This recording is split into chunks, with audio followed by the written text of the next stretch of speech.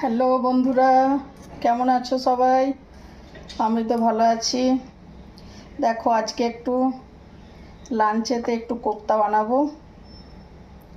তো আমি ঘিয়া ছাড়িয়ে ভালো করে কদুকস করে নিয়েছি এখানে, দিয়ে 1 কাপ বেসন দিয়ে ভালো করে এটাকে মেখে নিয়েছি। এবারে এর মধ্যে আমি একটু নুন দিয়ে দেবো। তো আমি এখানে দেখো কোপ্তা একবার কড়াইয়ে দিয়ে দিয়েছি ভাজার জন্যে। এরকম সাইজেরই বানিয়ে নেবে সবাই। আর এখানে মশলাটাও বেটে নিয়েছি।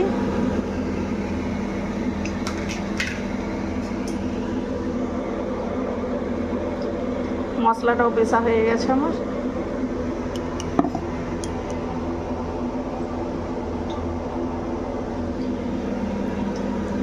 আর এই কোপ্তা নিরামিষও ভালো লাগে, আর এমনি পেঁয়াজ। আমি এখানে কোপ্তাগুলো বানিয়ে নিয়েছি, আমার সব কটা বানানো হয়ে গেছে। এবারে কড়াইতে আমি তেলেতে 5 ফোড়ন, জিরে, শুকনো লঙ্কা, তেজপাতা দিয়ে দিয়েছি।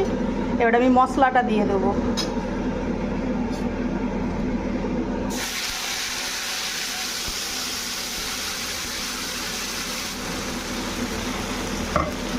মশলাটা দিয়ে এবারে ভালো করে কষতে হবে।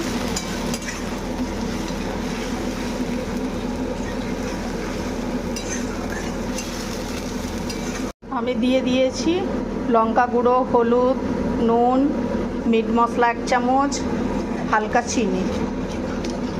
এবারে ভালো করে মশলাটা একটু কষতে কষতে যখন তেল ছাড়বে, ঠিক সেই সময় আমি 1 চামচ দই দেবো। আর লাস্টে গরম মশলা দিয়ে ফুটে গেলে নামিয়ে নেব।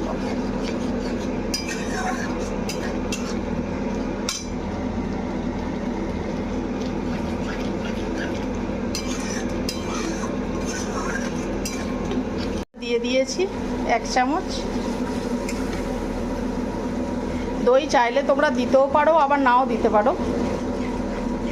দই না দিলেও ভালো হবে, আবার দই দিলেও খেতে টেস্টি ভালো হবে।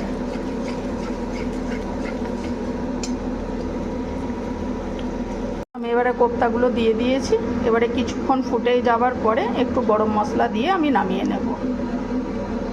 আমার কোপ্তাটা হয়ে গেছে, আমি গ্যাস বন্ধ করে দিয়েছি। এবারে আমি ঢেলে নেব। আর আজকের তো কোপ্তা হয়ে গেছে। আজকের ভিডিওটা আমি এখানেই শেষ করব।